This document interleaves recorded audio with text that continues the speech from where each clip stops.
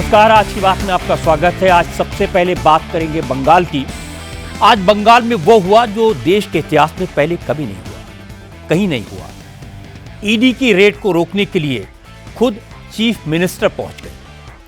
ममता बनर्जी ने ईडी की टीम से जब्त किए गए कागजात, फोन और हार्ड डिस्क छीने और अपने साथ ले गए। आज ईडी ने कोयला घोटाले में मनी लॉन्ड्रिंग और हवाला के केस में आईपैक के दफ्तर और आईपैक के डायरेक्टर प्रतीक जैन के घर पर रेड की थी। लेकिन जैसे ही खबर फैली तो ममता बनर्जी पहले प्रतीक जैन के घर पहुंची, फिर police commissioner, deputy police commissioner और दूसरे पुलिस अफसरों की भारी फौज के साथ चीफ मिनिस्टर आईपैक के दफ्तर में घुसी। वहां से फाइलें बाहर भेजी और ममता बनर्जी 4 घंटे तक वहीं बैठी रहीं। इसके बाद ममता ने धमकी दी कि अब वो भी पुलिस का इस्तेमाल करेंगी। ममता ने कहा कि फिर तृणमूल कांग्रेस की इलेक्शन स्ट्रेटेजी को चुराने के लिए बीजेपी ने ईडी को आईपैक के दफ्तर में भेजा। बंगाल में बीजेपी ने एजेंसीज के इस्तेमाल की शुरुआत की है, लेकिन अब बीजेपी को इसका अंजाम भुगतना होगा। ममता ने कहा कि ईडी के खिलाफ एफआईआर दर्ज होगी और कुछ ही देर के बाद प्रतीक जैन ने घर में रेड के नाम पर चोरी के आरोप में ईडी के अफसरों के खिलाफ एफआईआर दर्ज करवा दी। प्रतीक जैन ने हाईकोर्ट में भी अपील की है। ईडी ने भी हाईकोर्ट का रुख किया है। अब हाईकोर्ट कल दोनों की पिटीशन पर सुनवाई करेगा और फैसला करेगा कौन सही है कौन गलत। लेकिन सवाल यह कि क्या किसी मुख्यमंत्री को जांच एजेंसी के काम में रुकावट डालना ठीक है? क्या ममता बनर्जी ने कानून तोड़ा? और क्या अब ईडी ममता को गिरफ्तार कर सकती है? और क्या ममता की पुलिस रेड डालने वाले ईडी के अफसरों को अरेस्ट कर सकती है? और इस रेड का बंगाल की चुनावी राजनीति पर क्या असर होगा, ये सब मैं आपको बताऊंगा। लेकिन पहले देखिए कोलकाता में आज दिन भर किस तरह का हाई वोल्टेज सियासी ड्रामा हुआ। आज बंगाल के कोयला घोटाले और हवाला ट्रांजैक्शन केस के सिलसिले में ईडी ने दिल्ली और पश्चिम बंगाल में एक साथ 10 जगहों पर छापेमारी शुरू की थी। सुबह 7 बजे ईडी की एक टीम साउथ कोलकाता के लाउडन स्ट्रीट में प्रतीक जैन के घर पहुंच गई। Prateek Jain political consultancy company IPAC के को फाउंडर हैं। वो तृणमूल कांग्रेस की आईटी सेल का काम भी देखते हैं। ईडी का दावा है कि कोयला घोटाले की जांच के दौरान मनी लॉन्ड्रिंग और हवाला ट्रांजैक्शन के तार आईपैक से जुड़े होने के सबूत मिले हैं। इसलिए ईडी ने प्रतीक जैन के घर के अलावा कोलकाता के सॉल्ट लेक इलाके में आईपैक के दफ्तर पर भी छापा मारा। आज अमेरिका से भी हैरान करने वाली तस्वीरें आई। अमेरिका में घुसपैठियों की धरपकड़ के लिए चल रही कार्रवाई के दौरान सिक्योरिटी फोर्सेज ने एक अमेरिकी महिला के सिर में गोली मार दी। इस घटना के बाद पूरे अमेरिका में विरोध प्रदर्शन शुरू हो गए। मिनेसोटा स्टेट के मिनियापोलिस शहर में कल immigration and custom enforcement agency के जवानों ने 37 साल की रीनी गुड को गोली मारकर उनकी हत्या कर दी। ये अपने 6 साल के बच्चे को स्कूल छोड़कर लौट रही थी। आईसी एजेंट्स ने रीनी गुड की गाड़ी रोकने को कहा, लेकिन रीनी गुड ने गाड़ी नहीं रोकी। हालांकि इस तरह के विरोध प्रदर्शनों पर ट्रंप का कोई ध्यान नहीं है, क्योंकि वो तो आजकल दुनिया के दूसरे देशों को डराने धमकाने की कोशिश में लगे हैं। वेनेजुएला के प्रेसिडेंट को किडनैप करने के बाद अब ट्रंप ने सीधे सीधे पुतिन को चुनौती दी है। यूएस मरीन्स ने कल अटलांटिक महासागर में 2 ऑयल टैंकर्स पर कब्जा कर लिया। ये जहाज वेनेजुएला से तेल लेकर आ रहे थे। इसमें से एक रूस का जहाज मैरिनेरा है, जबकि दूसरे का नाम सोफिया है।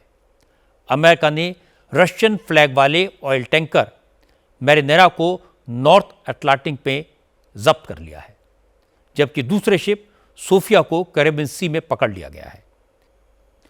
रूस का ऑयल टैंकर जब्त करने के बाद अब प्रेसिडेंट ट्रंप रूस से तेल खरीदने वालों पर नई कार्रवाई करने की तैयारी में है। ट्रंप ने उस बिल को ग्रीन सिग्नल दे दिया है जिसमें रूस से तेल खरीदने वाले भारत और चीन जैसे देशों पर 500%, 500% टैरिफ लगाने का प्रस्ताव है। इस बिल का नाम है रशियन सैंक्शंस एक्ट और इस बिल को रिपब्लिकन पार्टी के सेनेटर लिंडसी ग्राहम स्पॉन्सर कर रहे हैं। पहले प्रेसिडेंट ट्रंप इस बिल के खिलाफ थे। वो रूस से तेल खरीदने वाले भारत जैसे देशों को नाराज नहीं करना चाहते थे, लेकिन प्रेसिडेंट पुतिन के साथ पीस डील नहीं हुई, बातचीत रुक गई। रूस यूक्रेन पर लगातार बमबारी करता रहा है। इससे ट्रंप ने अपना रुख बदला।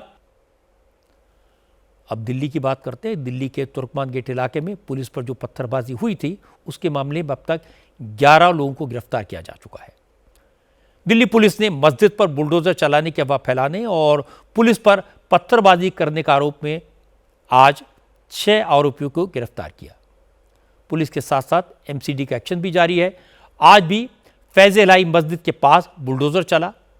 जिस जमीन पर कब्जा किया था उसे खाली करवाया गया। पुलिस का कहना है कि अब इलाके में पूरी तरह शांति है, लेकिन पुलिस को कल की हिंसा के कुछ नए वीडियोस मिले हैं। इनके आधार पर 10 से ज्यादा दंगाइयों की पहचान हो गई है। इन सबको जल्दी ही पकड़ लिया जाएगा।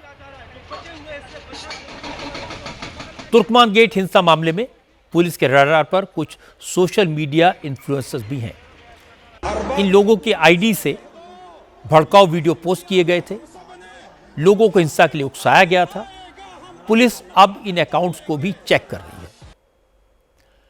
अब बात महाराष्ट्र की राजनीति की। महानगर पालिकाओं के इलेक्शन में वोटिंग से पहले आज कांग्रेस को जोरदार झटका लगा है। अंबरनाथ नगर परिषद में कांग्रेस ने बीजेपी के साथ अलायंस करने वाले जिन 12 पार्षदों के खिलाफ एक्शन लेने की बात कही थी, आज वो सारे के सारे पार्षद बीजेपी में शामिल हो गए।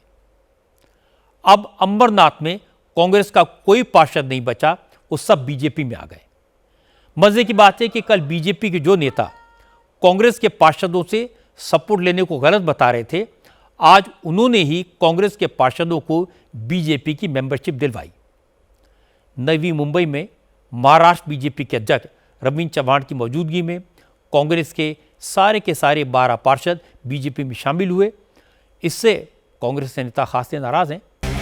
उत्तर प्रदेश, बिहार और झारखंड में गहनों की दुकानों में अब बुर्का पहनकर या फेस कवर करके आने वालों को एंट्री नहीं दी जाएगी। ज्वेलर्स एसोसिएशन ने फैसला किया कि अब हेलमेट, घूंघट, मास्क, नकाब और बुर्का पहने किसी भी महिला या पुरुष को दुकान में नहीं आने दिया जाएगा। ज्वेलरी शॉप्स के बाहर जगह जगह ये नोटिस लगाए गए हैं कि मास्क, नकाब और बुर्का उतार कर ही दुकान में आए। ज्वेलर्स का कहना है कि कई बार लोग मुंह ढककर दुकान में आते हैं, हीरे जेवरात चुरा लेते हैं, गहने चुरा लेते हैं और निकल जाते हैं। झारखंड के चाईबासा इलाके में आजकल एक जंगली हाथी की वजह से जबरदस्त दहशत है। ये जंगली हाथी अभी तक 13 लोगों की जान ले चुका है। गोइलकेरा में कल रात इस हाथी ने झोपड़ी में सो रहे एक परिवार पर हमला किया। परिवार के मुखिया और उसके 2 बच्चों को कुचलकर मार डाला। इस हाथी के हमले से गोइलकेरा में 6 लोगों की मौत हो चुकी है। पूरे इलाके में दहशत है। प्रशासन लगातार अनाउंसमेंट करके लोगों से बाहर न निकलने की अपील कर रहा है। फॉरेस्ट डिपार्टमेंट ने सारे उपाय कर लिए, लेकिन हाथी काबू में नहीं आया। इसलिए अब वनतारा से मदद मांगी गई है। वनतारा वो जगह है जो अनंत अंबानी ने बनाई है।